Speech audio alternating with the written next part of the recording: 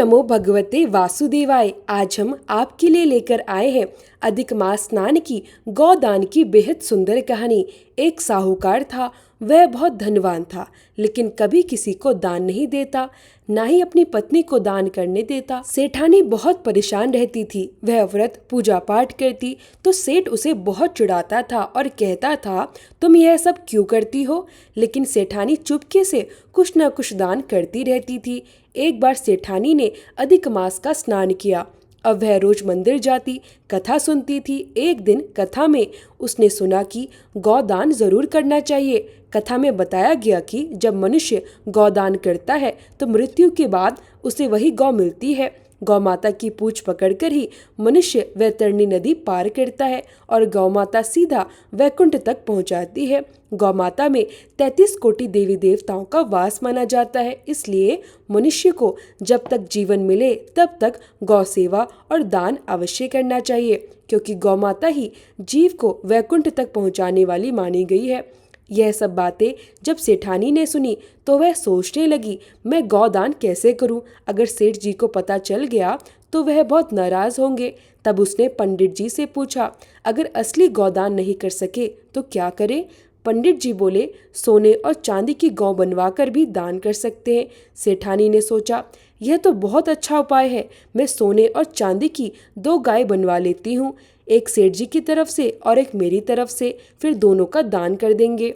फिर उसने पंडित जी से पूछा, ऐसा उपाय बताइए कि सेठ जी को यह बात पता भी ना चले।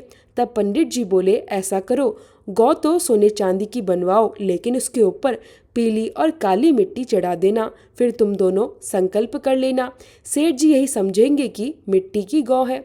सेठानी को यह बात बहुत अच्छी लगी। उसने सुनार से सुंदर सी सोने और चांदी की 2 गौ बनवा ली। फिर अधिक मास के उद्यापन के लिए किसी तरह सेठ जी को भी राजी कर लिया। पंडित जी घर आए। घर में हवन रखा गया। सोने और चांदी की गायों के ऊपर मिट्टी चढ़ाकर उन्हें हवन पूजा की सामग्री वाली थाली में रख दिया। सेठ जी बहुत खुश हुए और सोचने लगे कि सेठानी ने मिट्टी को गौ बनाकर दान के लिए रखी है।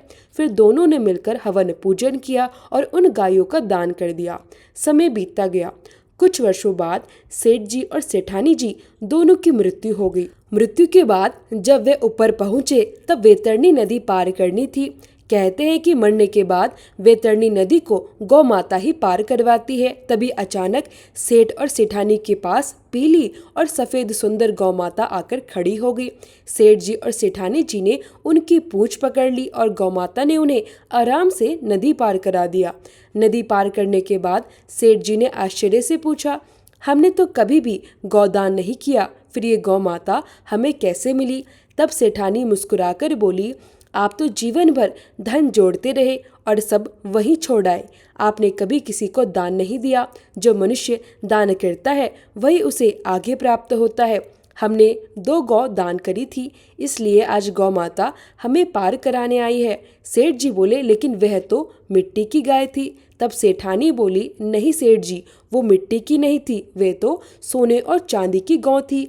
आपको दान पसंद नहीं था, इसलिए मैंने उनके ऊपर मिट्टी चढ़ा दी थी। यह सुनकर सेठ जी बहुत खुश हुए। उन्होंने कहा, सेठानी, तुम सच में बहुत समझदार हो। अगर हम गौदान नहीं करते तो आज वैतरणी नदी कैसे पार करते? तुमने बहुत अच्छा काम किया। अब सेठ जी को अपने जीवन पर पछतावा होने लगा। वह सोचने लगे कि जीवन भर उन्होंने कभी किसी को कुछ दान नहीं किया। मनुष्य को हमेशा दान करते रहना चाहिए। यह मनुष्य जीवन बड़ी मुश्किल से मिलता है, इसलिए इसमें अच्छे कर्म अवश्य करने चाहिए। गौदान, गौ सेवा और दीन दुखियों की सेवा जितना हो सके उतना अवश्य करना चाहिए। कहते हैं कि फिर सेठ जी और सेठानी दोनों वैकुंठ धाम चले गए। हे गौ माता, जैसे आपने सेठ सेठानी को पार उतारा वैसे ही सबको उतारना।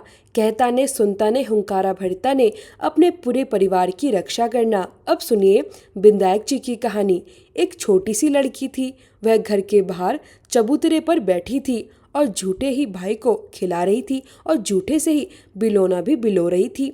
उधर से गणेश जी जा रहे थे। गणेश जी ने छोरी से पूछा कि तुम क्या कर रही हो? लड़की ने कहा कि मैं झूठे से भाई को खिला रही हूँ और झूठे से ही बिलोना भी बिलो रही हूँ। गणेश जी को उस छोटी छोरी पर बहुत दया आई और बोली कि छोरी आंखें बंद कर। उसने आंखें बंद करी और गणेश जी ने सचमुच का भाई और बिलोना दे दिया।